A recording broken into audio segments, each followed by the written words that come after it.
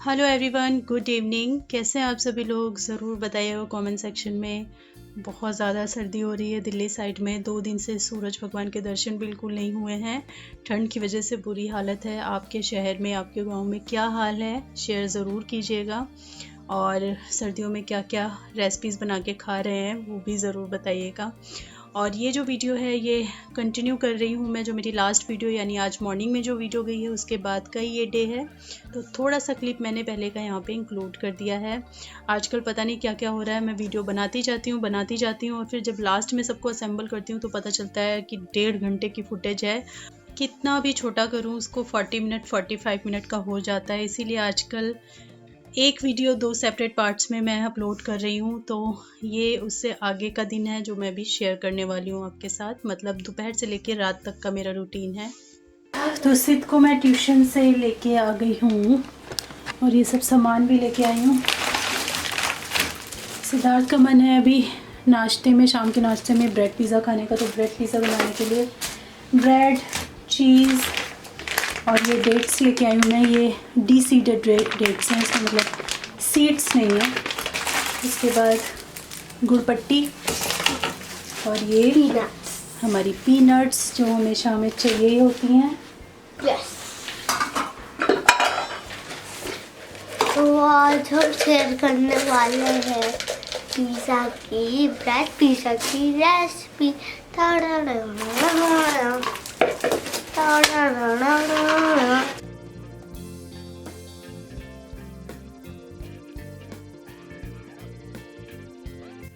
सब लोग ये वाली इसको चाह रहे ना, आप तोड़ो, हाथ तोड़ो। कितनी बड़ी है ये आप तोड़ो, मैं खराब तोड़ दूंगा फिर मुझे। देखो बेटा, नाम बड़े और दर्शन छोटे। क्या है ये? इतनी बड़ी मूंगफली और ये देखो, नाम बड़े और दर्शन छोटे। 3 है, वो भी छोटी छोटी सी। पापा हिमालय गए हुए हैं। हिमालय नहीं, वैष्णो देवी। आज चढ़ाई कर ली पापा ने, कल रात को आ जाएंगे। चलो अच्छा, हटो।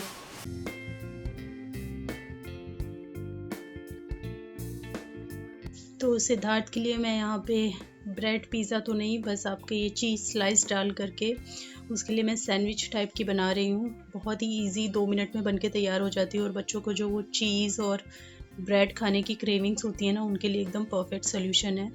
तो मोस्टली मैं ब्राउन ब्रेड ही खरीदती हूँ 99% ऑफ द टाइम। तो ब्राउन ब्रेड लिया है और उसके ऊपर थोड़ा सा सॉस लगा दीजिए। उसके बाद यहाँ पे मैं इस्तेमाल कर रही हूँ जो पिज़्ज़ा से बची हुई सीजनिंग होती है ना, वो यूज़ कर रही हूँ। तो एक ओरिगानो का पैकेट मैं इसमें डाल रही हूँ पूरा का पूरा। और थोड़े से मैं इसमें चिली फ्लेक्स डालूँगी। थोड़ा सा तीखा चटपटा सा स्वाद आएगा तो अच्छा लगेगा सैंडविच।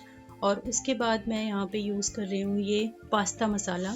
ये एक्चुअली मेरे पास जो हर्ब्स होते हैं ना, मिक्स हर्ब, वो हमेशा रहते हैं। अभी मेरे ख़त्म हो चुके हैं काफ़ी दिनों से और शॉप पे भी अवेलेबल नहीं थे। मैं 2 बार पता करके आ चुकी हूँ। तो इसीलिए मैंने इसमें पास्ता मसाला डाला है और उससे भी स्वाद बहुत अच्छा आया था। थोड़ा सा डिफरेंट बना था पर बहुत अच्छा स्वाद आया था।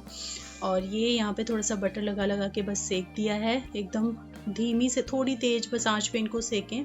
धीमी धीमी आंच पे पकेगा तो बाहर अच्छा सा क्रस्ट भी आएगा और अंदर की जो चीज़ है वो भी बहुत अच्छे से मेल्ट हो जाएगी। तो ये बहुत ही इजी सा स्नैक्स है इवनिंग के लिए भी। और कभी अगर आप लेट उठें, क्योंकि सर्दियों में तो लेट उठना हो ही रहा होगा पक्का सब लोगों का, क्योंकि बिल्कुल भी रज़ाई से निकलने का मन नहीं करता है।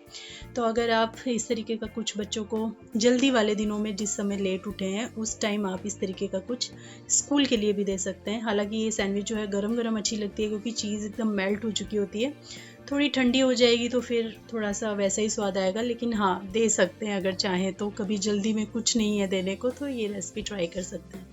तो बस ये रेसिपी बन करके तैयार हो गई है। अंदर की चीज़ एकदम मेल्ट होके थोड़ी सी चिपक भी गई है वो तवे से।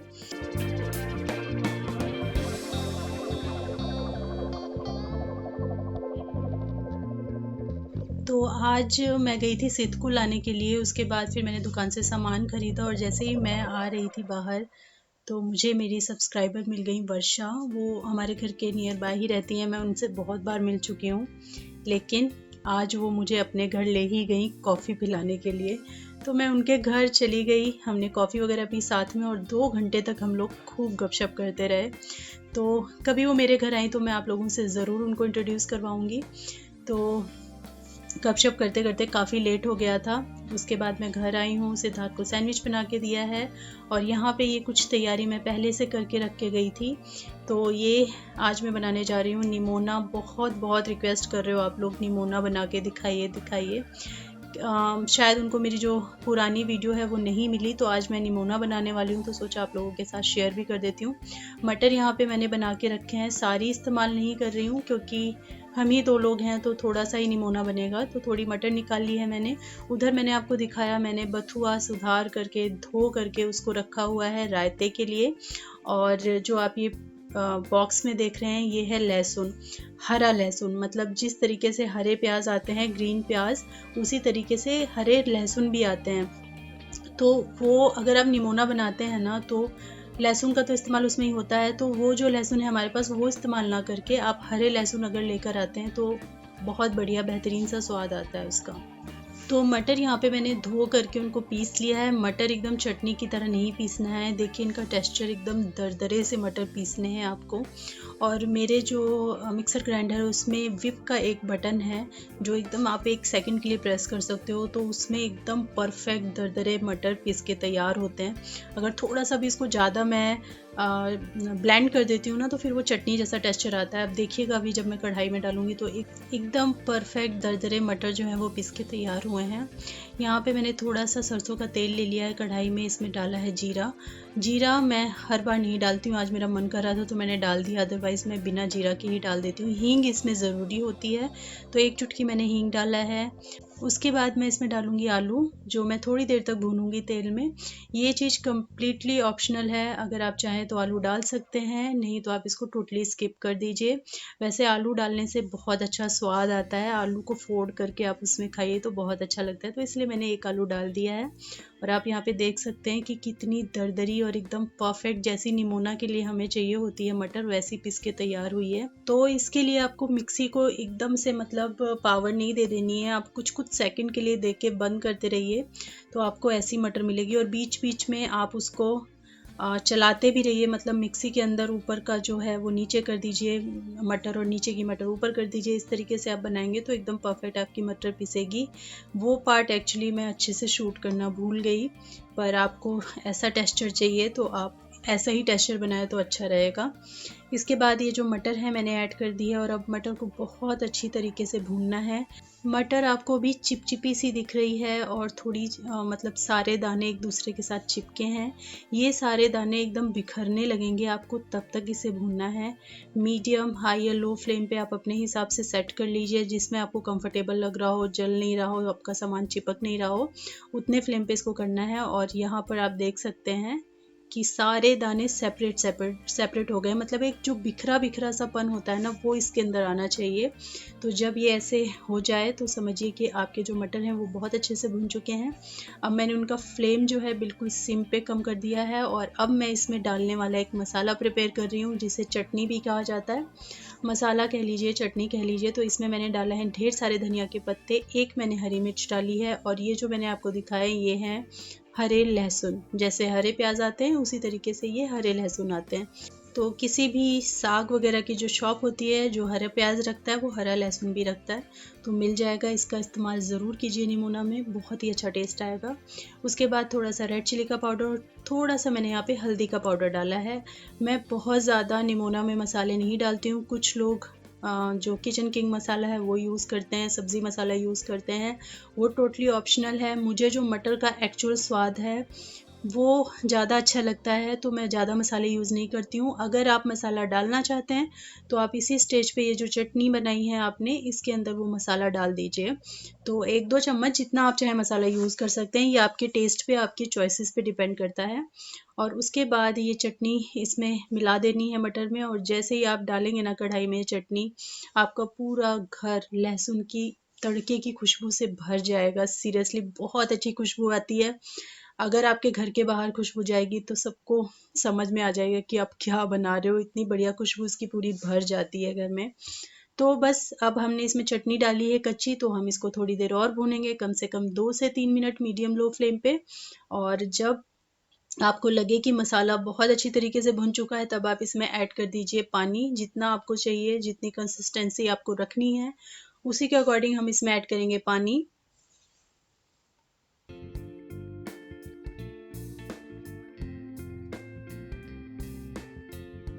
और इसके अंदर हम ऐड कर देंगे सॉल्ट, और बस इसको ढक करके आप शुरू में हाई फ्लेम पे, और उसके बाद जब एक उबाल आ जाए तो उसके बाद आप इसको मीडियम लो फ्लेम पे कर दीजिए। निमोना में आपको थोड़ा सा समय देना पड़ता है, जब आप मटर भून रहे होते हो उस टाइम भी आपका वक्त जाता है, और इसको पकने में भी थोड़ा सा टाइम लगता है। तो मटर को पहले अच्छे से भूनिए, 5-6 मिनट उसमें लगेंगे, उसके बाद आपको उसको पकाने में भी अच्छा खासा टाइम लगेगा, लगभग टोटल प्रोसीजर मैं कहूँगी 18 से 20 मिनट का रहता है। और दूसरी साइड यहाँ पे मैं जो बथुआ है उसके रायते के लिए तैयारी कर रही हूँ, तो मैंने बथुआ डाला है धुला हुआ, उसके अंदर मैंने डाली है 1 हरी मिर्ची, और थोड़े से जो लहसुन के पत्ते बचे हुए थे मेरे पास, वो लहसुन के पत्ते मैंने इसमें डाले हैं। अगर आपके पास लहसुन के पत्ते नहीं है तो आप लहसुन भी डाल सकते हैं। तो एक मैंने जो शेयर किया था आप लोगों के साथ में, खाली मैंने बथुआ उबाल लिया था और रायता बना लिया था, लेकिन इस वाले में मैंने थोड़ा सा लहसुन भी डाला है और थोड़ा सा हरी मिर्ची भी डाली है। इन सारी चीज़ों को मैं मिक्सी में ब्लेंड कर लूँगी बथुए के साथ में, तो इससे थोड़ा सा अलग और थोड़ा सा और बढ़िया खुला हुआ सा टेस्ट आएगा। उसके बाद राइस मैं जो है कुकर में ही चढ़ा रही हूँ, क्योंकि ऑलरेडी बहुत टाइम हो चुका है, और जब से ये छोटू सा कुकर आया है ना, इस वाले कुकर के राइस मुझे बहुत अच्छे लगते हैं, परफेक्ट बनते हैं और बिखरे बिखरे से बनते हैं, और थोड़े से राइस बनाने होते हैं तो वो इस कुकर में बन के रेडी हो जाते हैं। तो चावल चढ़ा दिए हैं, और यहाँ पे देखिए बथुए में उबाल भी आ गया है। थोड़ा सा मैं इसको सिम फ्लेम पे थोड़ी देर के लिए और इसको पकाऊंगी। इधर बीच बीच में मैं इसको चलाती जा रही हूँ, क्योंकि क्या होता है मटर पूरा नीचे इकट्ठा हो जाता है, नीचे नीचे हो जाता है, तो अगर आप उसको चलाएंगे नहीं ना तो नीचे का जलने की संभावना हो सकती है। इधर यहाँ पे देखिए, जब ये जो ग्रीन ग्रीन सा आपको दिख रहा है ना ऊपर, जब तक ये बढ़िया तरीके से, जैसे कि ऑयल आता है ना ऊपर, वैसे इसमें ग्रीन ग्रीन सा ऊपर आ जाता है। जब ये ग्रीन ग्रीन सा अच्छे से ऊपर आ जाए तो समझ लीजिए आपका जो ग्रेवी है वो पक गया है। दूसरी साइड यहाँ पे बथुआ जो है वो भी एकदम गल चुका है, सॉफ्ट हो चुका है। उसको मैं रख लूँगी साइड में, जब वो ठंडा हो जाएगा तो मैं इसको ब्लेंड कर लूँगी। तो वो सब कुछ मैंने कर लिया है।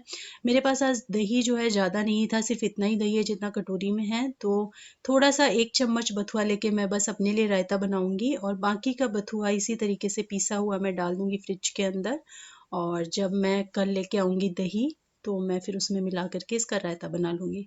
तो रायते में मैंने थोड़ा सा ब्लैक सॉल्ट डाला है, जीरा, भुना हुआ जीरा डाला है, और बस ये बनके तैयार है। आप चाहें तो रेड चिली भी डाल सकते हैं।